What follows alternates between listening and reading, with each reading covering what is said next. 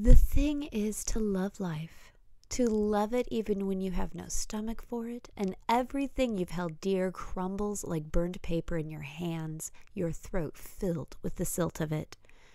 When grief sits heavy with you, its tropical heat thickening the air, heavy as water, more fit for gills than lungs. When grief weighs you like your own flesh, only more of it, an obesity of grief, you think, how can a body withstand this? Then you hold life like a face between your palms, a plain face. No charming smile, no violet eyes, and you say, yes, I will take you. I will love you again.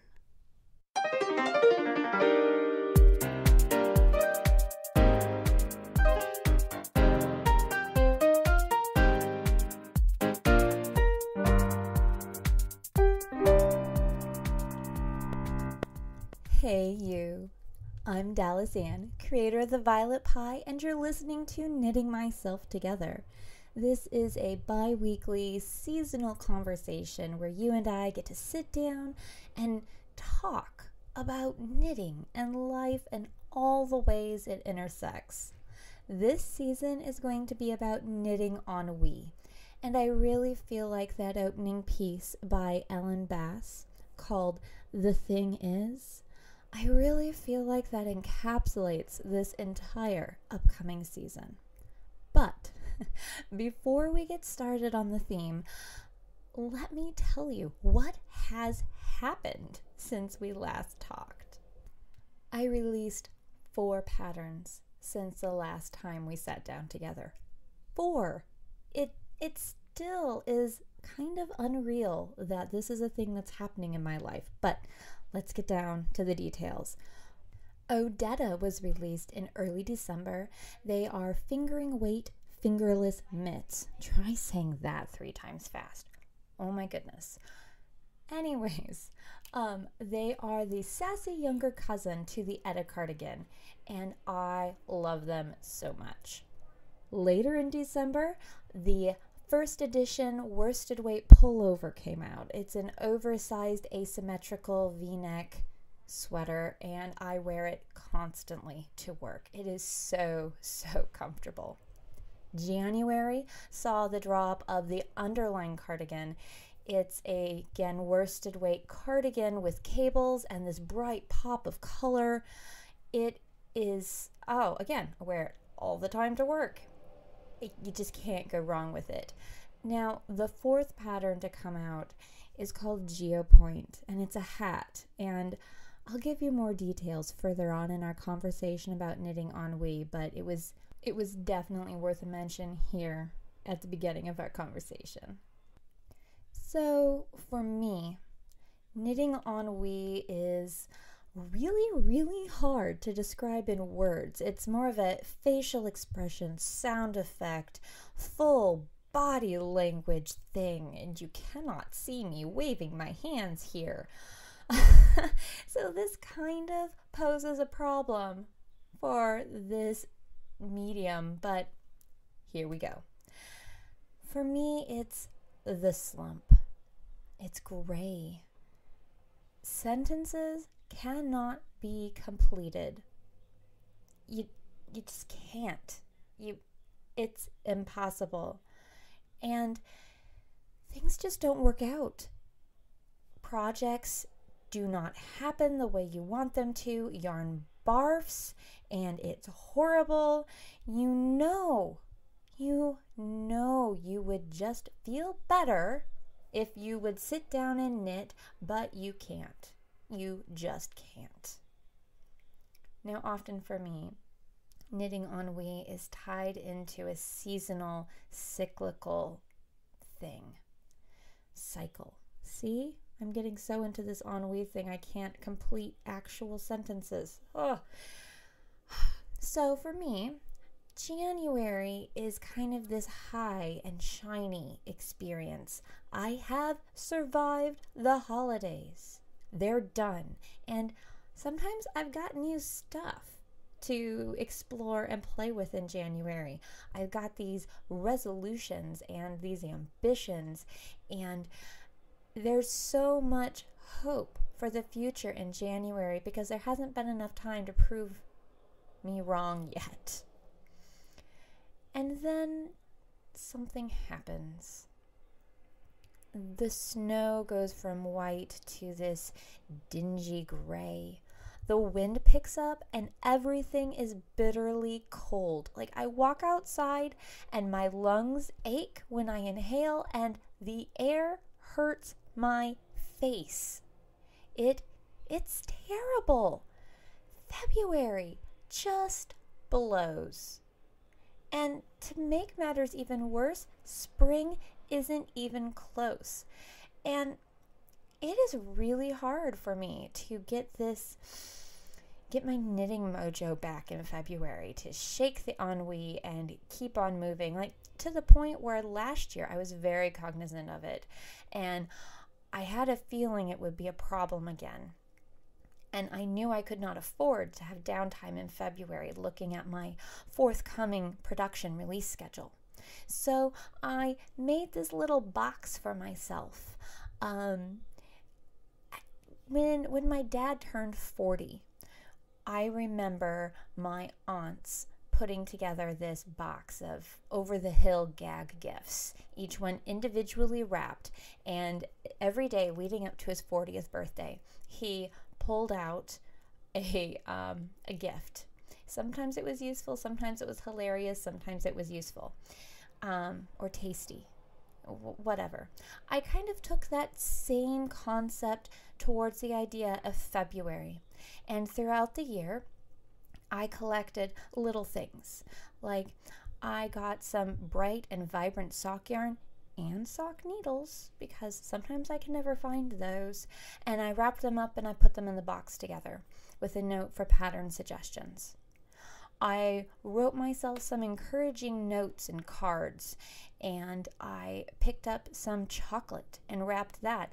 I got a bottle of wine and put it in there too, so that when things start to get dark and dreary and questionable, I can just go to that box, reach in, pull something out, and it's like past me was thinking about future me, and it was this forward-thinking act of self-care. And I'm so glad I did it. And I'm going to do it again this year so that next year I have this little boost again too.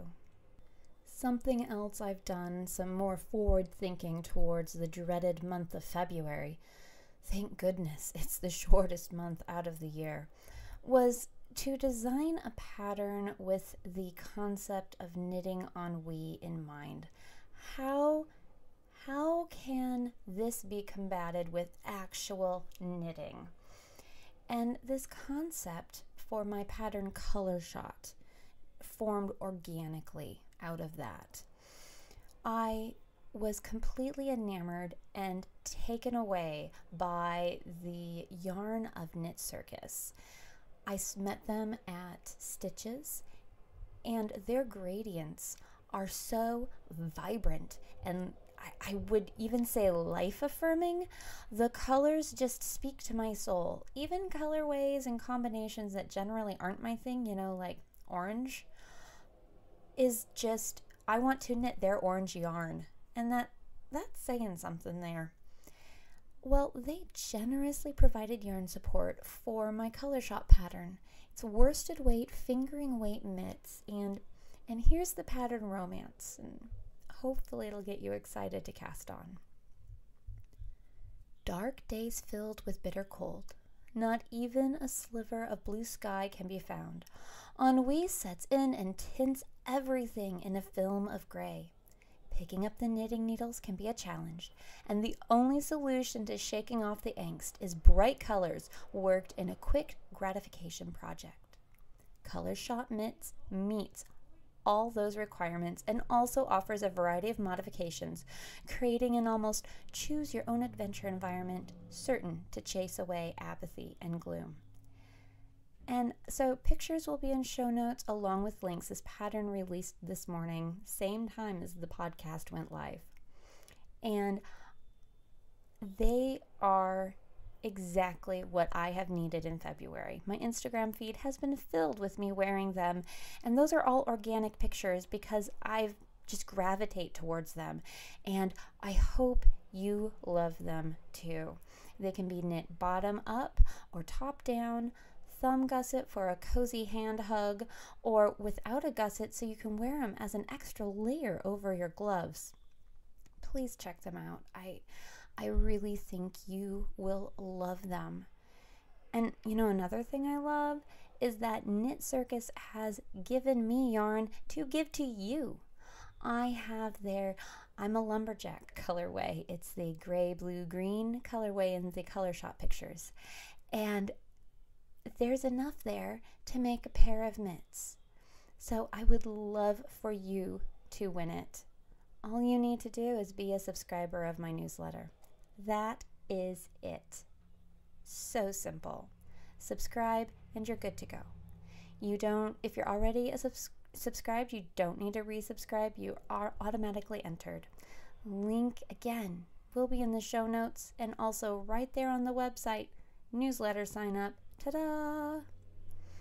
So the giveaway is running today through February 11th. So if you're listening to this after the 11th, I'm so sorry. The pattern is still available. Knit Circus yarn is still available. Giveaway is closed. Something else I've discovered about ennui is that it's vicious and malicious and sneaky, and it doesn't always happen in February. It is not singularly connected to that month. Oftentimes it presents itself in situations where knitting is vital to my life. I need to knit to survive this time period, but I can't because I just can't. And that is terrible. That happened to me one spring. It was the perfect spring on the books. The sun was warm enough so that I could wear my adorable sundresses, you know, the ones with gummy bears or tiny baby dinosaurs on them.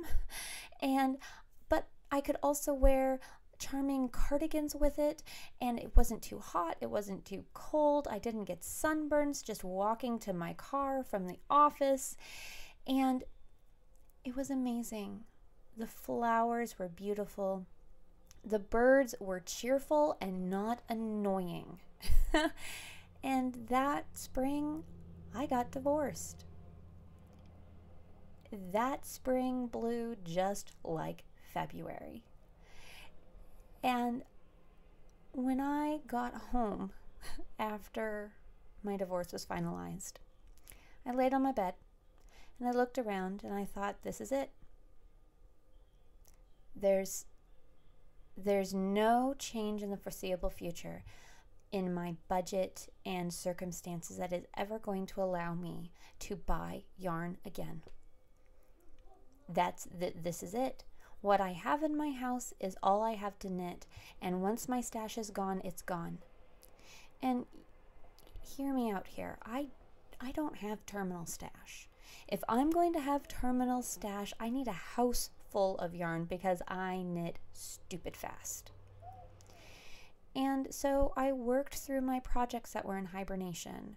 I got all of my works in progress done. I had empty needles, and so I tentatively cast on with my first skein from my stash. And then I started a second project and a third project, and halfway through the summer I saw the end of the tunnel. But there wasn't light at the end of that tunnel. There was a sudden sharp drop off down a cliff face into a pit where there was darkness and I couldn't see the bottom because I was running out of yarn. And the more I knit, because I needed it for the therapy aspects of it and processing and emotional everything, the more I did that, the more my brain bees increased because I knew my yarn was going to run out. So I reached out to some friends and just cried. Just reached out to my community and said, this is what's going on, and I'm heartbroken and I need help finding other coping mechanisms, other ways to support my mental health. Well, these friends are friends every knitter needs to have, because they went into their own stash and sent me yarn. These two amazing women. I didn't realize those packages were coming, and when they showed up on my doorstep, I laid on my bed and I cried again. And I looked at this yarn and at the physical manifestations of their generosity and love for me, and became determined to figure out how I would never run out of yarn again without having to tap the generosity of my friends. Because while it was amazing and much needed then, that's not an unlimited resource, and I needed to figure this out on my own. I needed to figure out a way to make this work. And so I do a lot of processing in my sleep. I have a problem, I journal and write it out, and then I go to bed. And then my brain works at it hard. And I wake up, and sometimes I have a solution, and sometimes I have just a little more peace about it instead of an actual solution. Well, a couple days passed, and I gained more and more peace about the yarn situation, and then it struck me. All these things I'm knitting are designs. My designs, my personal concepts, my ideas. Why don't I pitch these ideas to indie dyers and see if they'll send me yarn support? You know, that thing where amazing color artists in the dyeing world recognize and believe in a design that's sent to them by a knitwear designer, and they provide the yarn to support seeing that vision come to life.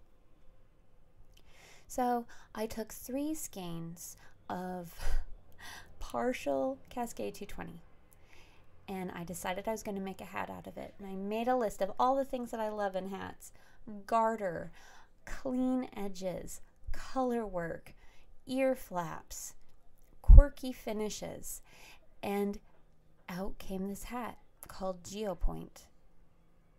And I created 2 of them, and they were each out of partial skeins of Cascade 220 from my friend. And I sent her a picture of it, and I said, "Oh my God, look what I've done. Isn't it amazing?" And her response was, "OMG, this looks like it fits the mood board provided by Amirasu," which is a Japanese magazine that publishes a dual language edition of English and Japanese of knitting patterns and articles. Submit it to them. You have to do this. And I thought about it. I looked at the mood board and I figured I've got nothing to lose. Absolutely nothing at all to lose. So I finished up the pattern, sent it to testers, and while my test knitters were working diligently on it, I went out to visit a friend of mine who lives out on the West Coast. While visiting, she was going to take pictures of my hats for submissions and really help me make a professional presentation for my first design pitch to a publication. And while I was out there, my friends are so kind and supportive that they humored me by taking me to their local yarn store. It's called The Naughty Lamb. Sidebar here. What is it with yarn stores and their punny names about sheeps and fiber? It cracks me up, and I groan a little bit, and I love it. They're kind of like dad jokes. Anyways, we all walked into the Naughty Lamb. There's like 4 of us, I think, and they all sat on the front couches and talked and laughed and had a wonderful time. I went to the back and just started walking through the displays, looking at the beautiful yarn options, and an employee came up to me. Her name is Jessica. And we started talking about yarn, and she asked me what I was looking for, and I was sharing with her some of my ideas. And suddenly she turns to me and says very directly, "Are you a designer?" And in that moment, all of my imposter syndrome and anxiety and brain bees came crashing down. And my mind was so loud I could hardly think. Do I tell her, yes, I'm a designer? Do I brush her off and say no? What? And then I decided that I was going to do it. I shut everything down. I closed my eyes, and then I lifted my head and said to her, yes, I'm a designer. I have 3 patterns out right now. I'm submitting one to Amirasu, and I'm looking to release more in 2017. And suddenly, just like that, it was quiet in my mind. And Jessica responded with, I can't wait to see what you release. I'm sure it's going to be amazing. Her words there reverberated throughout my mind and my heart, and some really hard times this past year. And I am so forever grateful for her giving me that space to own this new title, this new concept and part of my identity. It was completely invaluable. Words, sorry. Her kindness has been my constant encouragement and inspiration. And I gotta tell you, we never know who is going through their season of ennui. And she didn't know that I was struggling, but she still took the time to be kind and to be genuine and honest. And it has really encouraged me, inspired me to always, if at all possible, be kind and generous to those around me, because I don't know what they're going through. And I would love to be a Jessica to somebody else. A few months later, I heard back, and my hat was accepted into Amirasu. This story has been building and being written and created for well over 12 months, and I had no idea what was going on until now. I'm looking back and seeing this entire journey for this one singular design. I am so incredibly grateful for everything that I've learned and experienced along the way, and I am really excited to see the other things that I learn and the other ways that I deal with the difficult ennui seasons of life in this upcoming year. It's going to be amazing. I'm sure of it. So, that's it. That is the first episode of our 3rd season. It's kind of hard to believe we've made it to season 3, you and I. Thank you so much for being there for me. You know, this space, I really want to keep this space ad-free. And one of the ways that I'm able to accomplish that is by the support of you and your friends over at Patreon. Patreon.com/thevioletpie. You can find all sorts of details over there. If your budget can support $1 a month, there's a space for you. If it can support more than that, there's spaces for you too. And I would love for you to become more enmeshed in the community that I'm building here with knitting, with sticks and string. So do me a favor and check it out. Also, I would love to hear from you. You know, right now, this is kind of a one-sided conversation. But I would love to hear what you think, what you experience. Have you gone through knitting ennui? Are you experiencing it right now?